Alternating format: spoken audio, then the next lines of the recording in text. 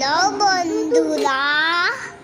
বন্ধুরা আজকে আমি তোমাদেরকে মাশরুম রান্না করে দেখাবো। বন্ধুরা, মাশরুমগুলো নাইফে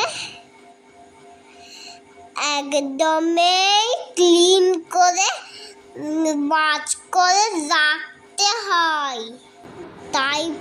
তারপরে কতগুলো দিতে হয় দেখে না। বন্ধুরা, এটা করিয়ান্ডার লিভ, চিলি, টমেটো সব আছে।